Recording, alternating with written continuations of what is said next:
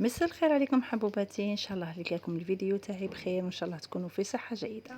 كما درنا مع بعضنا طريقه تحضير هذا المحشي ونعتلكم كيفاه نديروه بالطريقه اللي يدير بها الجزار. هنا ما بقى لك غير تحضري وتروحي تنصبي هاد لي مغسول اللي حضرتيهم بهذه الطريقه. راح يجيك طبق فعلا طبق راقي ورائع للعزومات للمناسبات وكذلك شهر رمضان الفضيل.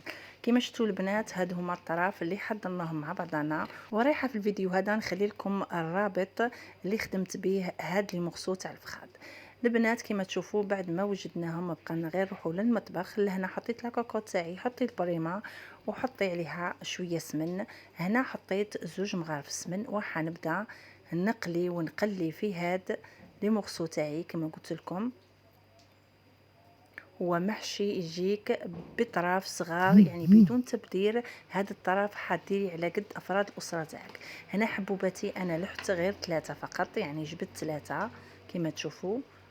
وراح ندير الطبق تاعي هذا، كل واحد نحط له في لاسيات تاعو اموسو. البنات كما تشوفون نخليه يتقلالي على نار هاديه مع الاول. الاضافه اللي حنضيفها لهن شويه ملح من الفوق. هنا كما تشوفوا بعد ما تقلالي مليح لحت عليه 2 كيسان ماء. هنا المرقه تسحقي كميه قليله فقط. كما قلت لكم هاد البلا تاع المناسبات تاع شهر رمضان يعني مش حاجيكم لاصوص بزاف، لا جوست شويه سمن الملح ملحتي هاد الطريفات تاعك وراح تلوحي عليهم 2 كيسان ماء. هنا البنات نروحو نديرو الخلطه السحريه، الخلطه اللي حتخلي لك الدجاج تاعك هذا يجي بنين. كما تشوفوا لهنا حكيت حسب الكميه اللي عندي، لهنا حكيت ربع ريسان توم وحنحط عليهم كما تشوفوا حوالي 4 مغارف زيت. هكا البنات انا كيلت 4 مغارف زيت حطيتهم في الكاس تاعي. ولا هنا زدت مغرف زبده. هنا تضيفي مغرف زبده. وهنا كما قلت لكم حسب لي مغسول اللي عندك. لهنا انا عندي 3 طراف فقط، يعني الكميه حندير قليله. المكون اللي حنزيدوه هو الموتارد. الموتارد هنا تعطينا وزوزه وتعطينا يعني درناها في الحشو من داخل وحنديروها في الخلطه من فوق حتعطينا مذاق رائع. هنا نزيدو مغرف كذلك تاع الطماطم المصبره ولا طماطم تاع البايط. نحط له كميه من الملح ونحطو الفلفل الكحل.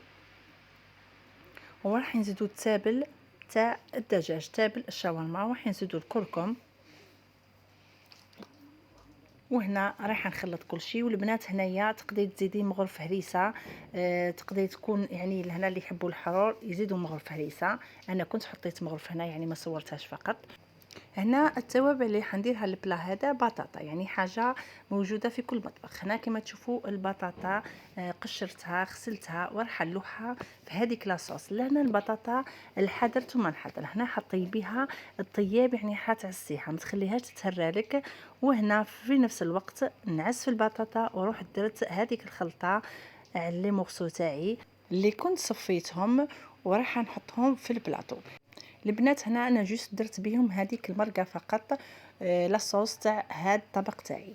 بصح لهن طيابهم كامل حيكون في الفرن، راح ياخذوا هذيك التحميره. وكما تشوفوا البنات انا حطيت من تحت هاد لي مغسو هادو حطيت طبقات من الطماطم وطبقات من البصل. هذه فقط اضافه لانه الزوج تاعي يحب هذا النوع من التكتوكه اللي تكون في الفرن. نحطهم كما قلت لكم نحط عليهم شويه ثوم نحط عليهم لي مورسو تاعي. هنا حنحط كميه فقط من الماء وحندوك البلا تاعي في الفرن لمده ساعه حوالي. درجه الفرن تاعك تكون 180 درجه. وهكا نكون صفيت ثاني البطاطا تاعي وراح نروح نقليها. البطاطا كما قلت لكم هنا ما تخليوهاش تتهرى، خليها تحافظ على الشكل تاعها يعني تنحيها من المرقه وهي حاكمه روحها. وهنا الشكل كما تحبي، انا قصيتها ربع هكا. تقدري تقصيها بالشكل طويل تقدري تقصيها، المهم الشكل تاعك اللي هنايا تاع البطاطا كما تحبي وكما تحبي تقدميها في الصحن تاعك. هنا بعد ما حنقلي البطاطا كامل والبلا تاعي راهو في الفرن نخليه كما قلت لكم يطيب لي ويتحمر لي والتكتوكه هذيك تاعي تدبال وحتكون بنينه مع هذيك السوائل اللي يطلقوها دوك لي مورسو كما تشوفوا هكا. هذه هي التكتوكه تاعنا يعني اضافه فقط. انا الطبق تاعي فيه لي مورسو هادو، فيه هذا المحشي وفيه لاصوص وفيه البطاطا.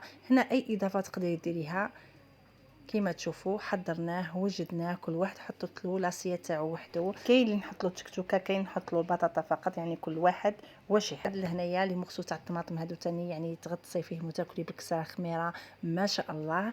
نتمنى البنات تجربوا هاد الوصفه في شهر رمضان وتجربوها في مناسباتكم. في الاخير ما بقى لي غير نقول لكم سلام، الى الملتقى ان شاء الله مع وصفه جديده، مع طبق جديد، ومع فيديو جديد. الى الملتقى ان شاء الله.